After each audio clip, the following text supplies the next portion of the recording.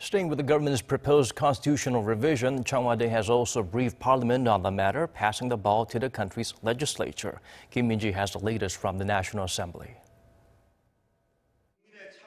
The presidential office on Thursday updated the National Assembly on the government's proposal to amend the country's constitution ahead of its submission to Parliament next week. Byung-do, the senior presidential secretary for political affairs, met with the National Assembly Speaker, as well as the leadership of most of the main parties, expressing hope that the government's move will stimulate talks in Parliament. He told them that the president is willing to withdraw the government's version should parties reach a consensus. We briefed the National Assembly Speaker on the progress made so far and the tasks that remain in the run-up up to submission on Monday. We took into account the discussions that have been held in Parliament and reflected the key points.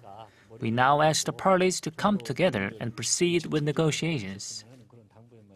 However, the main opposition Liberty Korea party refused to meet with Han, saying that they're against a constitutional revision being led by the president.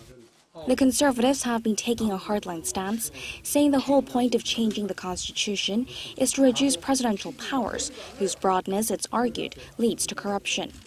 They've been pushing for a system where more authority is given to a prime minister picked by Parliament.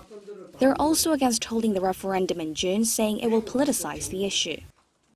The reason the Moon Jae-in administration is obsessed with the constitutional amendment is for political gain ahead of the local elections, to label us as anti-revision, anti-reform, and anti-decentralization.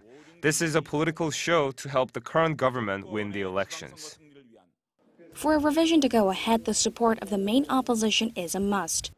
Any proposal, whether it be the government's or Parliament's, requires two-thirds support of the National Assembly's 293 lawmakers. The Liberty Korea party has 116 seats, more than enough to block it. The ruling party has called on all parties to swiftly come to the negotiating table with no strings attached, saying the Parliament must do its part now. Most parties are on the same page in that respect, stressing that the legislature should be at the forefront of amending the Constitution.